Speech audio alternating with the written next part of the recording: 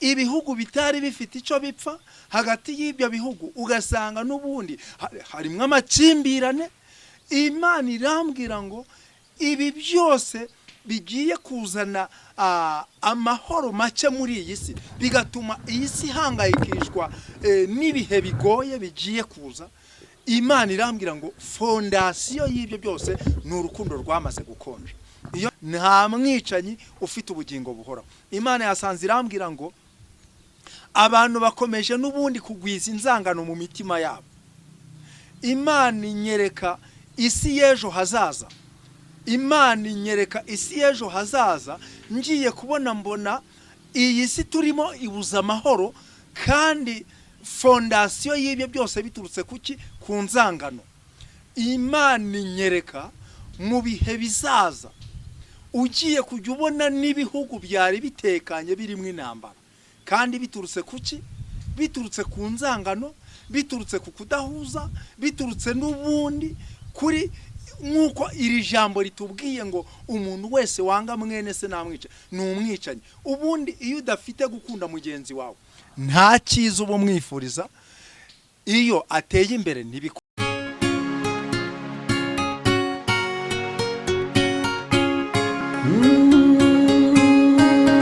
Emana we, Yesu we, ingoma yawe ni amamare.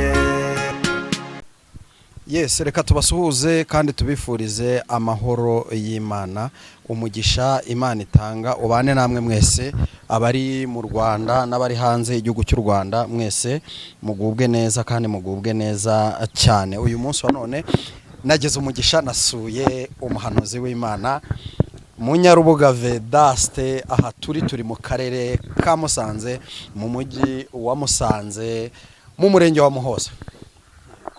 Murakoze cyane kudusura. Yego, amakuru y'iminsi? Amakuru ni meza, urabona yuko ntacyo tubaye hano muri uyu mujyi wa Musanze. Yego, urabona yuko mu murenge wa Muhoza turakeye rwose, nta kibazo. mumeze neza. Tumeze neza. Abakunzi b'Imana Irahari TV ntibari baguheruka? Ntabwo bari bameruka.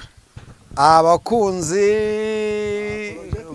nabo n'ubwa mbere bakubonye. Makuru y'Ijuru TV bo murasanganywe. Turasanganye. Yes. Imana ishimwe cyane. Reka ngusabe kugira ngo noneho usuhuze abakunzi bacu atari baguherutse. Turabashuhuje mwese abakunzi b'Imana Irahari TV. Ntabwo twari duherukana, ariko Imana irabishimye yuko uyu munsi twongera n'ubundi kubonana. Imana ishimwe. Yego. Projectex TV. Aha, nabo turabashuje, nibwo bwa mbere bo tugiye kubonana. Ariko tunejejwe n'Imana mu mutima. Ubwo Imana yabyemeye, Imana ihabwa icyubahiro. Aho muherereye hose, ari abari mu Rwanda, ari abari hanze y'igihugu cy'u Rwanda, ari abari ku mugabane wa Afurika, ku yindi migabane, Uburayi, Amerika, Aziya, Australia, mwese turabashuhuje, amahoro y'Imana bane namwe. Iyo turi hano imbere ya kamera, nta kindi tuba tubabwira ubutumwa Imana iba yaduhaye, tubabwira ijambo ry'Imana iba yashyize ku mitima yacu. Ni ukuri, kandi ijambo nibyo kurya bitunga ubugingo bwacu. Iyo tubihagazemo neza tuba dufite amahirwe akomeye cyane. Imana ishimwe cyane. Murakoze kuzikaze rero. Urakoze cyane Munyarubu. Ndifuza kugirana nawe ikiganiro cyiza ariko kitari kirekire. Yego. Ndashaka ko abakunzi bacu baza kuba hafi, kuko turaza kuvuga ku mbaraga z'Imana, turaza kuvuga ku gukomera kw'Imana, kuko Imana ikora imirimo ikomeye cyane, abantu bagatangara. Imana ishimwe cyane, kandi ibintu byose ndizera neza ko biza kugenda neza kandi bigenda neza cyane. Reka ngusabe kugira ngo banze usenge Imana. Mana data wa twese uri mu ijuru, turagushimye kandi turaguhimbaje, izina ryawe rishyirwe hejuru. Uri umubyeyi mwiza, turakwemera kandi ni ukuri turakubaha. Uyu mwanya rero duciye bugufi turi imbere yawe, umwanya utari muremure tugiye kumara tuganira tuvuga ibyawe, ubane natwe, umwuka wera tuyobore, kandi uyu mwanya twebwe tukubere mikoro, aba ari wowe ukorera muri twebwe, byose tubigusabye twizeye mu izina rya Yesu Kristo, amen. urakoze cyane ku isengesho ryiza uduhaye, tubisabye twizeye mu izina rya Yesu Kristo, amen. Imana amahoro ikugirire neza. Amen. Amakuru y'umuryango. Amakuru y'umuryango ni meza cyane. Yego. Umuryango urakomeye, uri amahoro. Uri amahoro rwose, nta kibazo. Nta kibazo Cyane. Imana ishimwe. Amen. Umwaka washize nagusanze ahantu uri muratanga ubuhamya bukomeye, cyangwa se navuga ngo ni ubuhamya buteye ubwoba. Ni wowe muntu washoboye guhangana n'umurozi imbona nkubone?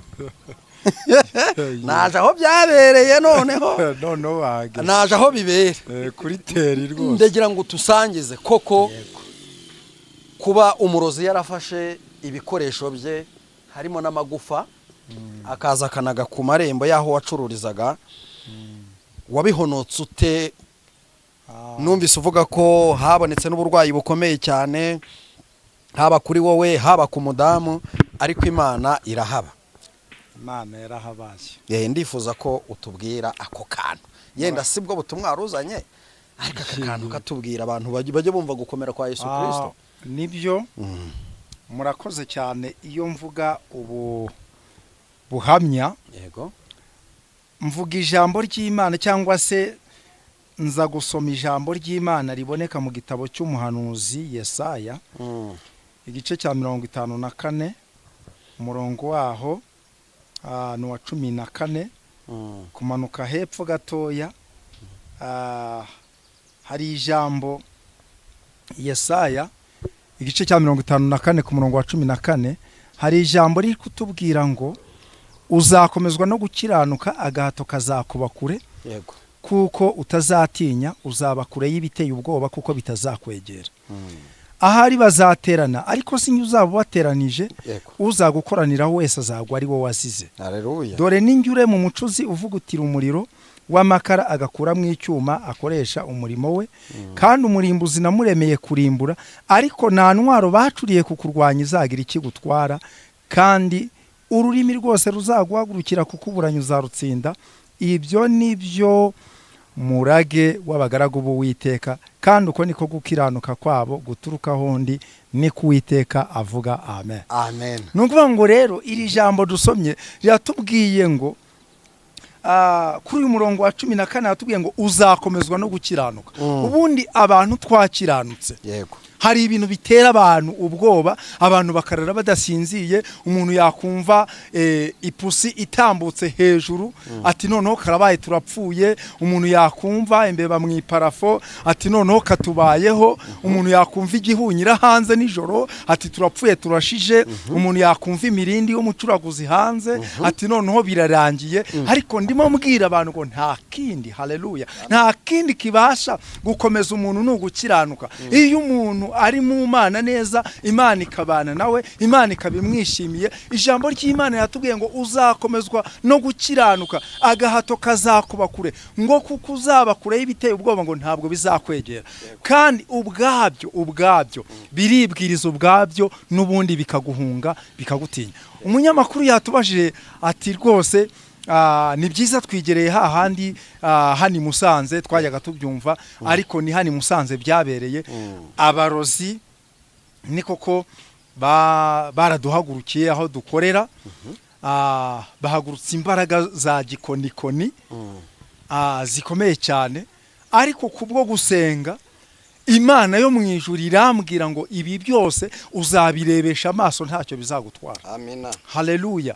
Ku buryo byageze aho bajya baza bagashyira amagufwa imbere y'umuryango. Ya magufwa nayatera ishoti, nayabaraza nk'iyo hakurya, nagaruka nkasanga ya magufwa yongeye yagarutse, yananze imbere aho narindi. Ariko kubwo gusenga Imana ibitesha agaciro. Abantu bose bakoraga ibyo byose bigeraho babona imbaraga z'Imana zikorera muri twebwe, bigera ku rugero baje kudutinya, noneho bakajya baraduhunga, batubona bagahunga. Mu by'ukuri ariyo mpamvu ndimo mbwira abantu batewe ubwoba n'abarozi. yego Aba bantu biringira Imana, aba bantu bafata umwanya wo gusenga. Icyo akora, hari ukuntu umuntu ajya abaho akajya mu ntege nkeya. Akajya mu ntege nkeya, hari igihe twasengaga bisanzwe, ariko tubonye imbaraga z'abarozi zibaye nyinshi, bituma twongera ibihe byo gusenga. yego Ubwo niho nafashe amasengesho y'iminsi 21. Muri ya masengesho y'iminsi 21 niho Imana yangabije babarozi, irabangabiza neza neza neza. yego Ubundi bamwe bakajya bazi Imana yabanyeretse, ikambwira ngo haraza umuntu umeze gutya na gutya na gutya, araba ari umurozi, simusiga, arabazanywe n'ibi n'ibi n'ibi. Bigera ku rugero Imana yambwiye ngo uriya, ikanyereka umuntu, ikambwira ngo uriya ni umurozi ufite imbaraga zihambaye, akorana n'abadayimoni. Akimara kugera iwawe mu nzu, ikikwereka yuko ari umudayimoni wujuje ibyangombwa, utokeshe mu izina rya Yesu. Rero yego nkabona umugabo rwose w'inda nini, uzi ko hano i Musanze hari abagabo barya rwose, barya baba bafite inda nini kirayi babyibushye. yego Ariko buriya hano i Musanze hari abantu bakorana n'imbaraga z'imyuka mibi. Ndabivuga kuko nta nicyo bantwara, yego narabatinyutse. Yego. Uwo yaba ari we wese, umuntu wiringiye Imana, nta ntwaro baturiye kumurwanya izagira ikimutwara. Ubwo rero byageze ku rugero bajya baza, ngiye nkavuga ngo nkumva ijwi ry'Imana yambwiye ngo tokesha mu izina rya Yesu. Nkatokesha ni toka dayimoni mu izina rya Yesu, toka dayimoni mu izina rya Yesu. Nkabona umugabo n'indige ziriye, nkabona arirutse arenze nk'iyo ngiyo. Urumva atari imbaraga z'abadayimoni zikorana n'uriya muntu. Uriya muntu yahita avuga ati ndajya no kukurega, ariko yagenderaga ko nkabona arenze nk'iyo ngiyo, agahita agendera kure, agahita agenda. Bigeraho noneho batinya, naho bambonye bakiruka bakarengera nk'iyo ngiyo. Izo ni imbaraga z'Imana nabonye. yego Tuvuzeho gatoya, ariko ubundi reka dukomeze n'ubutumwa. Umwanya ni mutoya. yego Iby'imbaraga z'Imana afite ni birebire. Niyo nanabivuga ngiye nta nubwo umunsi nabirangiza. Ntabwo nabirangiza kuko nagiye mbona ibintu byinshi cyane by'imbaraga za gishitani, ariko nkabona n'imbaraga z'Imana. Twihuse reka dusome iri jambo ry'Imana dusanga mu butumwa bwiza hoya mu rwandiko rwa mbere uko rwanditswe na Yohana. Turasoma igice cyaho cya 3 n'umurongo wa 15. Haranditswe ngo umuntu wese wanga mwene se n'umwicanyi, kandi muzi yuko ari namwicanyi ufite ubugingo buhoraho muri we. Imana itugirire neza cyane. Iri ni ijambo rigufiya cyane ritubwiye ngo umuntu wese wanga mwene se n'umwicanyi, ngo kandi muzi yuko nta muntu w'umwicanyi cyangwa se wanga mwene se ufite ubugingo buhoraho. Imana ishimwe cyane. amen. Nukuvuga ngo rero Imana yampaye iri jambo nyimara gusenga, nyimara kumenya yuko ndi buboneke imbere ya kamera hari icyo mavugira. Imana imereza iri jambo. Imana irambwira ngo inzangano zifashe intera ndende cyane muri iyi minsi, kandi abantu barasenga ariko ugasanga bafite inzangano mu mitima yabo. Abantu barakora umurimo w'Imana ariko ugasanga bafite inzangano mu mitima yabo. Abantu urasanga bitwa abakozi b'Imana ariko ugasanga bafite inzangano mu mitima yabo. Ariko iri jambo ry'Imana ryo riratubwiye ngo umuntu wese wanga mwene se n'umwicanyi. Ese tugenzuye muri iki gihe cya none tukareba uburyo abantu baravukana, nta muntu ubasha kumvikana n'uwo bavukana. Urasanga umuntu atabasha guhuza n'uwo bose ibere rimwe, ugasanga umuntu nabasha kumvikana na mwene wabo, ugasanga umuntu arabana na mugenzi we muri korari ntibabasha kumvikana. mbese bafite ibyo bapfa. Ariko iri jambo riratubwiye ngo umuntu wese wanga mwene se n'umwicanyi, kandi umwicanyi nta bugingo afite. Ndagira ngo manurire aba bantu baneze amatwi bamenye neza yuko niba hatabayeho kwisubiraho ngo abantu bagirane imbabazi, biratubwira ngo naho navuga indimi z'abantu nkavuga n'iz'abamarayika ariko njyewe nta rukundo fite, ibyo ngibyo byaba ari impfabusa, ibyo ngibyo ni zeru. Imana idufashe cyane abantu babasha kumva ubu butumwa. Imana irashaka yuko muririmbana muri korari muhuje umutima. Imana irashaka yuko musenga muri groupe muhuje umutima. Imana irashaka yuko mubasha kuyobora ubwoko bw'Imana ariko muhuje umutima. Imana irashaka yuko mubasha gukora umurimo w'Imana muhuje umutima. Nta mwicanyi ufite ubugingo buhoraho. Imana yasanze irambwira ngo abantu bakomeje n'ubundi kugwiza inzangano mu mitima yabo. Imana inyereka isi y'ejo hazaza.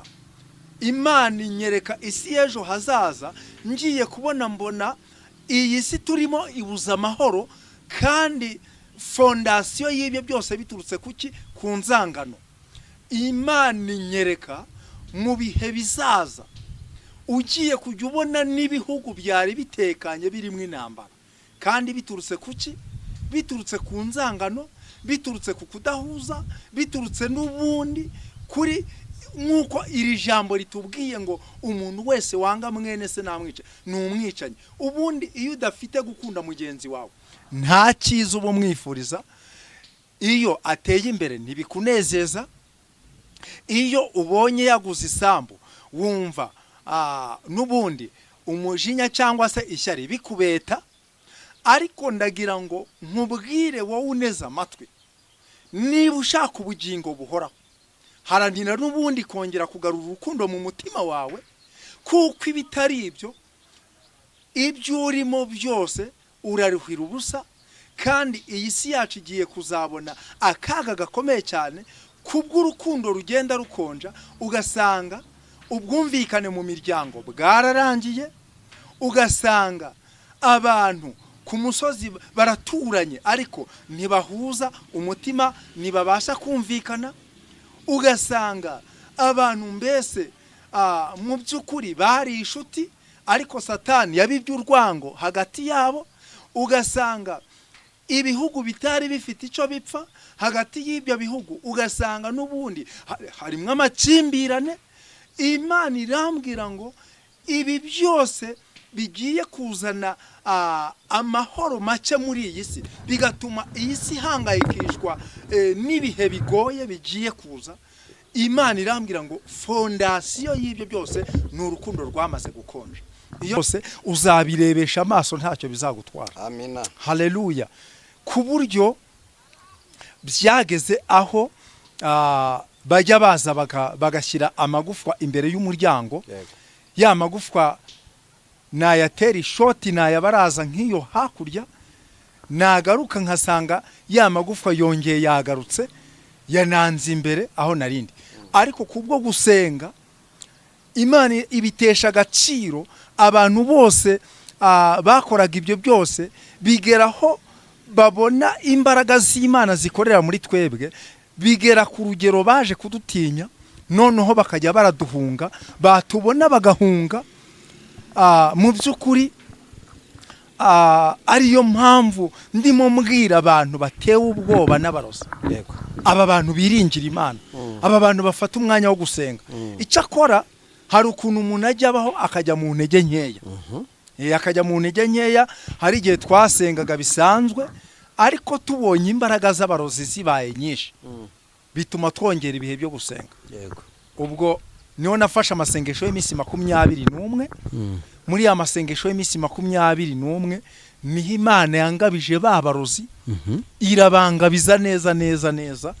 Ubundi bamwe bakajya bazi Imana yabanyeretse, ikambwira ngo haraza umuntu umeze gutya na gutya na gutya, araba ari umurozi simusiga, arabazanywe n'ibi n'ibi n'ibi. Bigera ku rugero Imana yambwiye ngo uriya, ikanyereka umuntu ikambwira ngo uriya ni umurozi ufite imbaraga zihambaye Yego. akorana n'abadayimoni akimara kugera iwawe mu nzu ikikwereka yuko ari umudayimoni wujuje ibyangombwa utokeshe mu izina rya Yesu rero. Yego.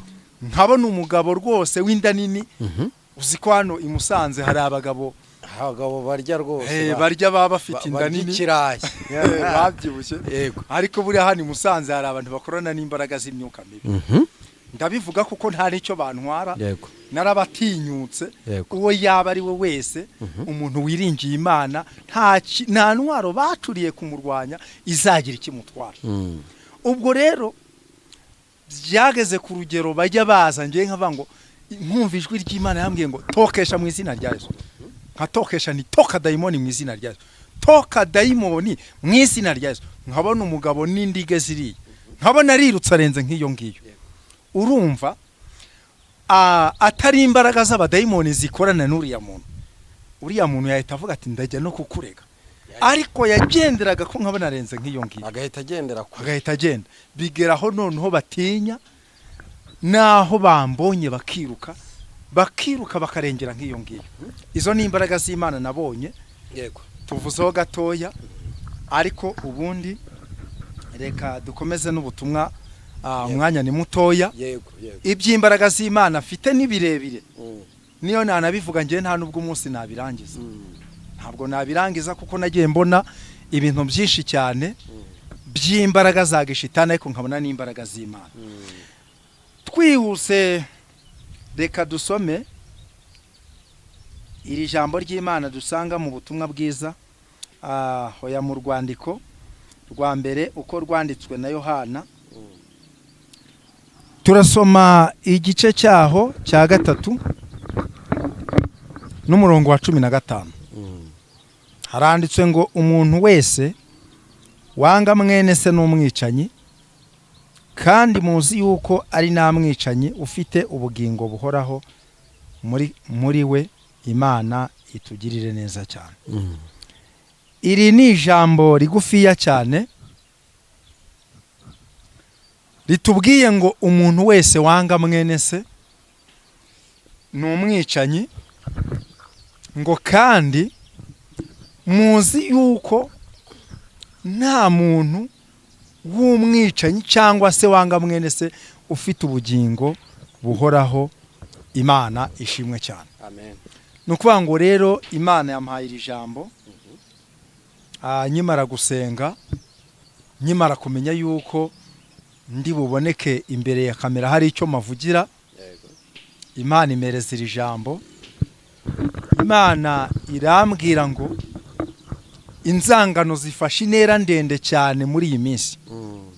kandi abantu barasenga ariko ugasanga bafite inzangano mu mitima yabo.